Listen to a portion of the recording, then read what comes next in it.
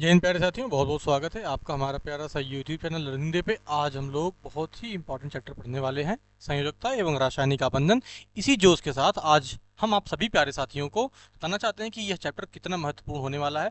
अगर ये चैप्टर आपने कर लिया तो कम से कम आप ये जान लीजिए कि एक क्वेश्चन आप कंपलसरी करके ही आएंगे। तो आज ये लेक्चर की शुरुआत मैं कर रहा हूँ जिसमें आप लोगों को ढेर सारे टॉपिक्स बताए जाएंगे, जिसमें वैलेंसी वैलेंसी के सारे अच्छे से कॉन्सेप्ट समझाया जाएगा।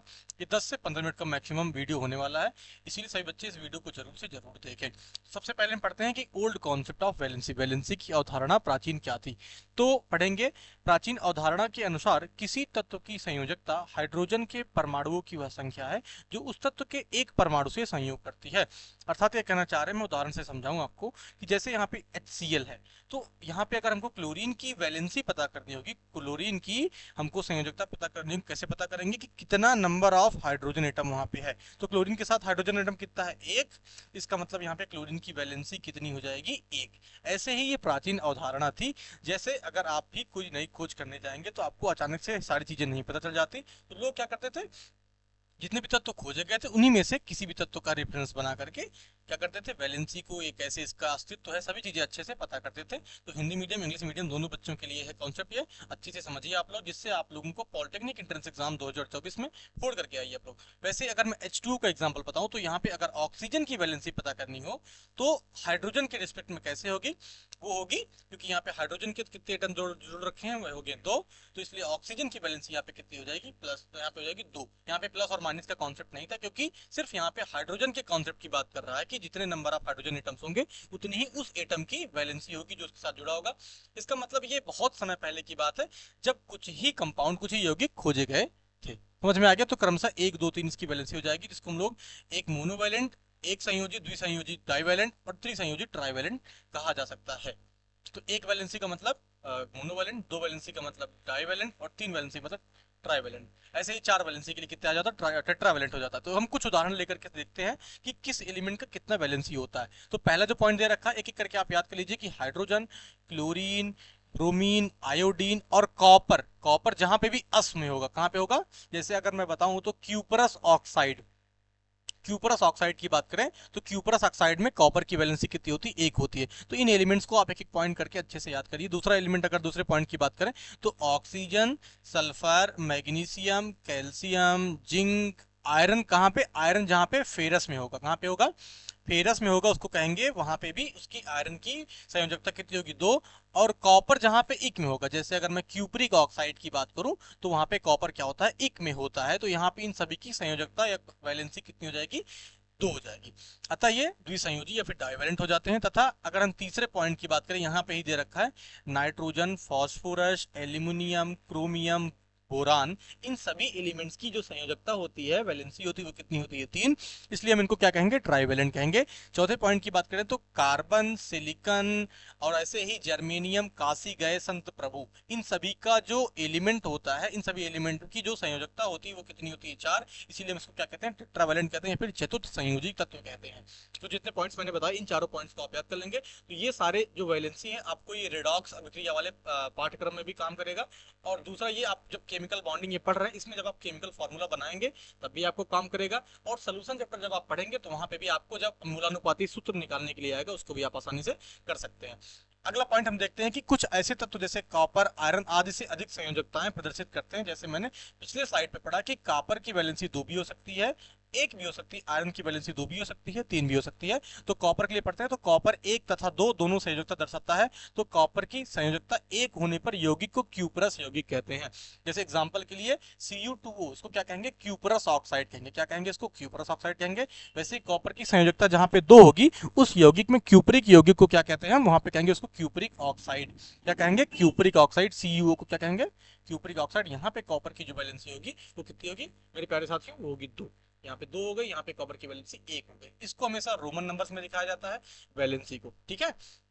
दूसरे पॉइंट की बात करें तो कॉपर के समान मरकरी जो होता है, पारा, जो आप लोग थर्मामीटर में देखते हैं, जब भी टेम्परेचर डॉक्टर नापता है या फिर आप नापते होंगे अपने घर में, तो पारा चढ़ता है। चढ़ता है क्या मतलब, वो ऊपर जाता है। 100 फॉरेनहाइट में होता है तो 99, 98, इसके बाद फिर ऐसे ही बढ़ता चला जाता है। ऐसे ही अगर Hg की बात करें तो +1 और +2 दोनों फॉर्म में हो सकता है मरकरी की संयोजकता।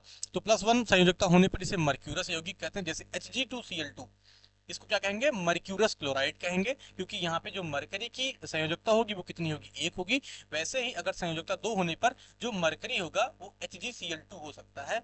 यहाँ पे हम कहेंगे तो यहाँ पे मरकरी की जो वैलेंसी थी वो कितनी थी, +1 थी, जबकि यहाँ पे कितनी होगी, +2 होगी। क्योंकि अगर आप क्लोरीन के लिए निकालेंगे तो क्लोरीन की जो संयोजकता होगी, मैंने पिछले स्लाइड पे बताया, वो कितनी होती है, -1 होगी। क्या होगी, -1 होगी। लेकिन उसको हम लोग किस पे लिखते थे, फॉर्मूला बनाने के लिए हमेशा +1 मान लेते हैं। वैसे ही यहाँ पे क्लोरीन की भी -1 होगी। जब आप इन दोनों को अगर निकालेंगे, कैलकुलेट करेंगे, तो आसानी से आप निकाल सकते हैं।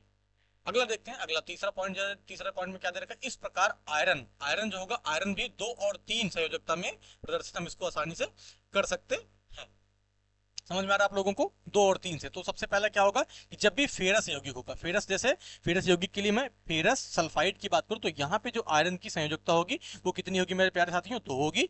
जबकि अगर FeCl3 आयरन क्लोराइड लेंगे, फेरिक क्लोराइड लेंगे, तो यहाँ पे इसकी आयरन की वैलेंसी कितनी हो जाएगी, +3 हो जाएगी, क्योंकि क्लोरीन की वैलेंसी कितनी होती है, -1 होती है। यहाँ पे सल्फर की वैलेंसी कितनी होगी, -2 होगी।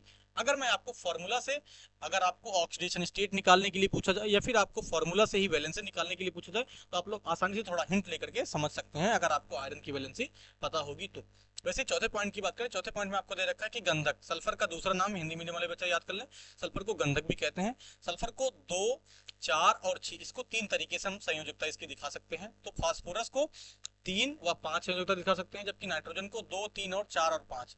तो ये क्या हो गया, ये सल्फर के लिए 2, 4, 6, जबकि फास्फोरस के लिए 3 और 5। और वैसे ही अगर हम नाइट्रोजन की बात करें तो नाइट्रोजन को 2, 3, 4 और 5 में भी दिखा सकते हैं। अधिकतर ये नाइट्रोजन ऑक्साइड्स में भी होता है, वैसे ही ये भी होता है फास्फोरस के ऑक्साइड्स के साथ। सल्फर भी ऑक्साइड के साथ हो सकता है, या फिर किसी और अन्य एलिमेंट के साथ भी ये यौगिक बना सकता है, जहाँ पे ये 2 या 4 या फिर 6 प्रदर्शित करेगा इसकी संयोजकता।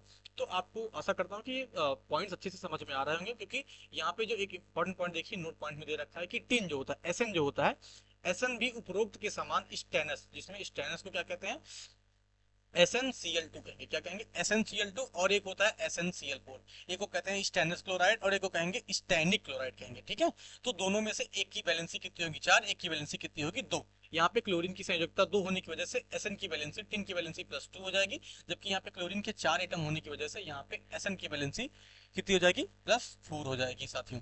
अगला पॉइंट पढ़ते हैं, अगला पॉइंट यहाँ पे दे रखा है, ये होगा मॉडर्न कॉन्सेप्ट। आपका क्या दे रखा है यहाँ पे, ये आप पढ़ेंगे मॉडर्न कॉन्सेप्ट, जो आपका आधुनिक नियम है कि कैसे इसकी आधुनिक अवधारणा है कि जब कोई भी चीज आप पढ़ते हैं तो वहां पे जब उसके बारे में उपयोग होते रहते हैं, उसके एक्सपेरिमेंट्स होते रहते हैं, तो उसमें अच्छी अच्छी चीजें धीरे धीरे इवॉल्व होती रहती है। जब अच्छी अच्छी चीजें इवॉल्व होंगी तो पीछे वाले कॉन्सेप्ट्स क्या होते हैं, उसको हम लोग भूलते जाते हैं, उसको वॉयलेट करते जाते हैं, तो नए नए पॉइंट्स यहाँ पे बनते हैं, ठीक है। अन्य सभी तत्वों के बाह्यतम कक्ष में 8 से कम इलेक्ट्रॉनों की उपस्थिति के कारण ये अन्य परमाणुओं के साथ इलेक्ट्रॉनों की साझेदारी या स्थानांतरण द्वारा 8 इलेक्ट्रॉन प्राप्त कर लेते हैं। अतः इस नियम को अष्टक नियम कहते हैं। सबसे पहला नियम जो बताया गया था वो क्या था, ऑक्टेट रूल, जो सबसे पहले किसमें बताया गया था, मॉडर्न कॉन्सेप्ट ऑफ वैलेंसी में, ठीक है। यहाँ पे आपको ऑक्टेट रूल बताया गया था। ऑक्टेट रूल क्या होता है मैं आपको समझाता हूँ, देखिए यहाँ पे, ठीक है, लेविस के कॉन्सेप्ट में बताया गया था। इसको आप हम लोग पढ़ते हैं अच्छे से, मॉडर्न थ्योरी ऑफ वैलेंसी। सन 1916 में कोसल ने इसके बारे में बताया था, कोसल तथा लेविस ने। इसको नाम को जरूर याद कीजिए कि लेविस ने, क्योंकि लेविस जो थे इन्होंने रॉड स्ट्रक्चर के बारे में बताया था, जिसमें आप लोग किसी भी कंपाउंड की स्ट्रक्चर आप आसानी से ड्रा कर सकते हैं उनकी संयोजकता के हिसाब से। तो एक एक पॉइंट पढ़ते हैं कि किसी तत्व की संयोजकता उसके परमाणुओं के बाह्यतम कोषों में उपस्थित इलेक्ट्रॉनों की संख्या पर निर्भर करता है। उसके बाह्यतम कोष मतलब वैलेंस सेल में कितने इलेक्ट्रॉन हो रखे हैं उस पर निर्भर करता है, ठीक है। वैसे दूसरे पॉइंट की बात करें तो उत्कृष्ट गैसें जो होती हैं, नोबल गैस होती हैं, अस्थायी इलेक्ट्रॉन विन्यास अर्थात बाह्यतम कोष में 8 इलेक्ट्रॉन की उपस्थिति के कारण लगभग निष्क्रिय होती है, अर्थात इन तत्वों की साथ संयोजन की क्षमता बहुत कम होती है। मतलब अगर हीलियम को छोड़ दिया जाए, helium, neon helium, neon, xenon, krypton, radon, ठीक है, जेनॉन, क्रिप्टॉन और रेडॉन, ठीक है, इन सभी एलिमेंट्स की बात करें तो हीलियम को छोड़ करके इसकी संयोजकता कितनी होती है, 2। बाकी जितने भी एलिमेंट्स होते हैं इस आउटर इसके बाह्यतम कोष में कितने इलेक्ट्रॉन होंगे, वो होते हैं 8। तो इसकी संयोजकता कितनी हो जाएगी, 8। क्लियर। अगला पॉइंट पढ़ते हैं। अगला पॉइंट यहाँ पे आपको रासायनिक बंध छोड़ करके मैं आपको ये पढ़ाना चाहता हूँ। यहाँ पे जो पॉइंट थे ये थोड़े से आगे पॉइंट थे कि ऑक्टेट रूल मैं आपको ऑक्टेट रूल समझाता। ऑक्टेट रूल क्या होता है, जिसमें बाह्यतम कोष में 8 इलेक्ट्रॉन्स होते हैं, उसको हम क्या कहते हैं, बाह्यतम कोषों में 8 इलेक्ट्रॉनों की संख्या को हम कहते हैं ऑक्टेट रूल। समझ में आ गया ऑक्टेट रूल। ऑक्टेट रूल क्या हो गया। अब ऑक्टेट रूल बनता कैसे, परमाणु अस्थायी इलेक्ट्रॉनिक विन्यास निम्न प्रकार प्राप्त कर सकते हैं। जैसे पहला हो गया इलेक्ट्रॉन के स्थानांतरण द्वारा, जिसको हम लोग वैद्युत संयोजकता कहते हैं या फिर इलेक्ट्रोवैलेंसी कहते हैं।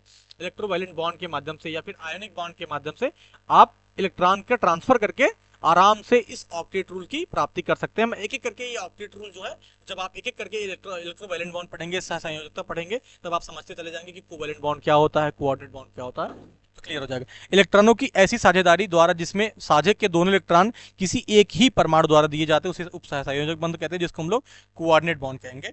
ऐसे ही अगला पॉइंट, किसी तत्व के एक परमाणु द्वारा रासायनिक संयोग के प्रयुक्त इलेक्ट्रॉनों की संख्या को उस तत्व की संयोजकता कहते हैं।